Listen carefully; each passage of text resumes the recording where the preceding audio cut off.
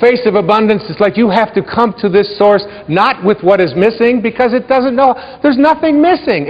This source, which is the source of all, doesn't know about what's missing. When you say, please give me what is missing, it'll just reaffirm your belief in things being missing.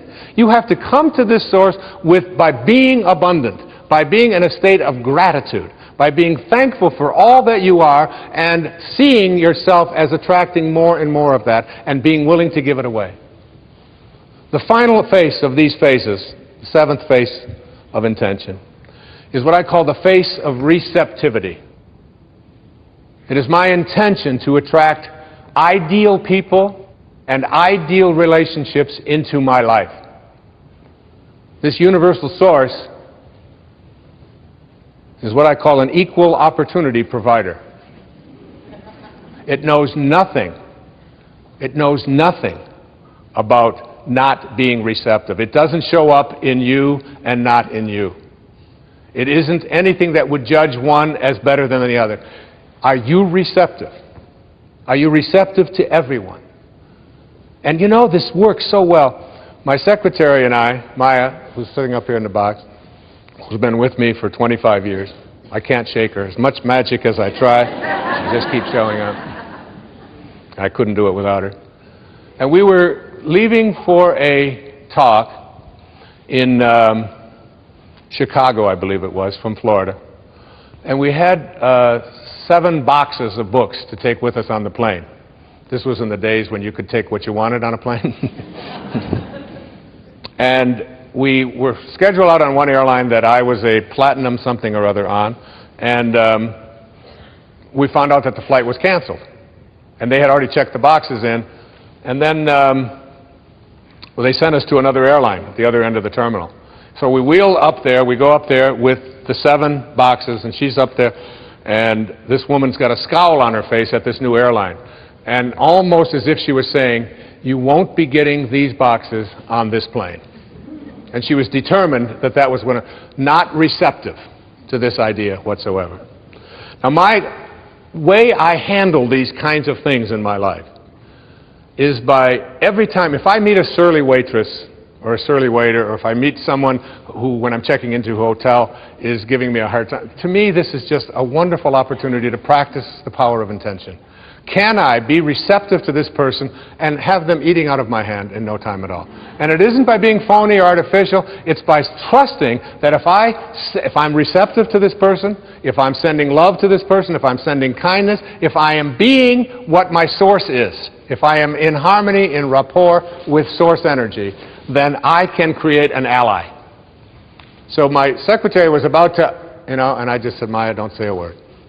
And I went up to the woman and I just started talking to her, and because I knew, I could just tell by her body language that she was about to tell me, you're only going to be able to take 2 boxes with you for each person, and you're going to have to leave 3 here.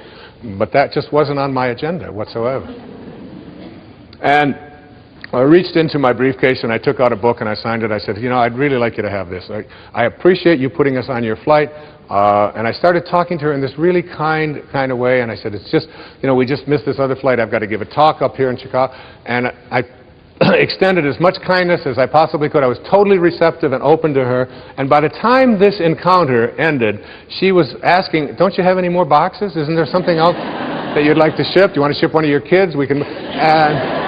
upgraded us to first class, gave us everything that we could possibly have wanted, and it was all because of being receptive to her, having this space of receptivity. When you have receptivity, when you are practicing infinite patience, when you are being the kind of person you wish to attract, you have to want it more for others than you do for yourself. You have to see yourself already as connected to the right person. See yourself from the end. And see yourself as having all of the right people showing up. Act as if they're already here. Because that's what the source is. And they are already here. I'm telling you, when I'm writing and I'm in the space that I'm defining here right now and speaking about right here, when I'm in this space, I want to tell you, ladies and gentlemen, that everybody shows up that I need. And it almost gets to a point where I get befuddled by it, how beautiful and blissfully it works. I'm even befuddled by you all showing up. We just put a little notice out there and said, come to Boston. Please come to Boston. Isn't that a song? And you all did. Thousands of you. Look at you, all over the place. This beautiful place and these lobbies and going all the way up into, there's people up there, you're 1,000 miles away. You're all here. And when I'm writing, my eyes will glance on a book that's been on the bookshelf for 20 years and I haven't looked at, and I'll walk past it and it'll fall. What is that? And I'll pick it up, and it's exactly what I needed. The phone will ring, and the exact right person will show up. When you're in this place of being receptive, kind, loving, beauty, abundance, when you're in this place, the universe conspires with you to create the right people, the right things. It all shows up. It's not your ego. I don't do it. It's called surrender. It's called, in the recovery movement, we call this letting go and letting God. Just letting go. You have a senior partner, if you knew, who walked beside you at all times on this path that you've chosen. You could never have another doubt that this would work.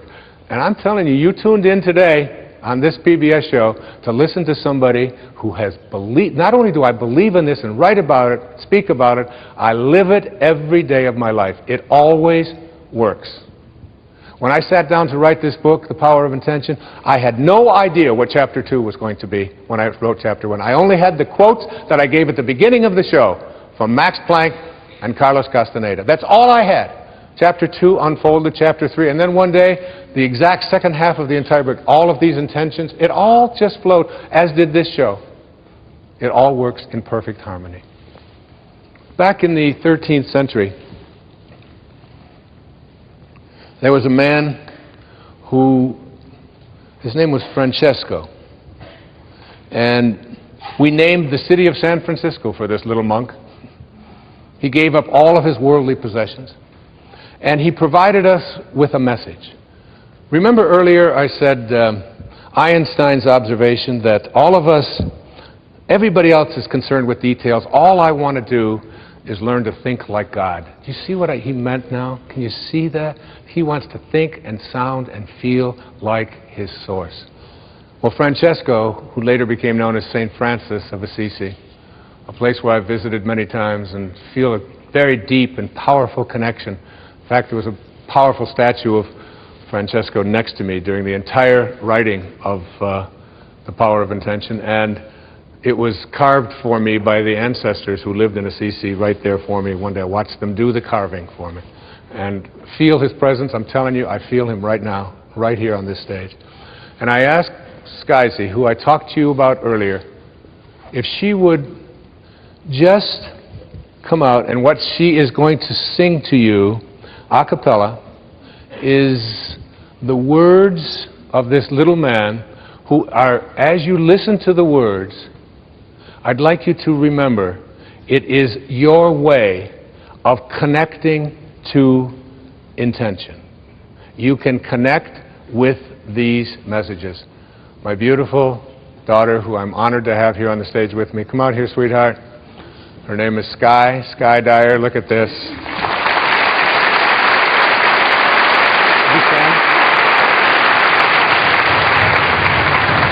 You're so beautiful.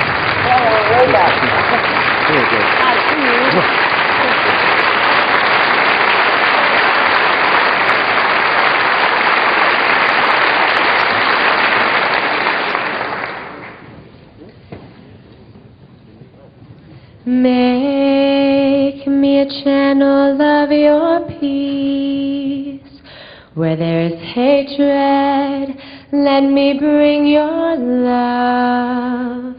Where there is injury, your pardon, love. And where there's doubt, your faith in you. Make me a channel of your peace. Where there's despair in life, let me bring hope. Where there's darkness, only light. And where there's sadness, ever joy. Oh, Master, grant that I may never seek so much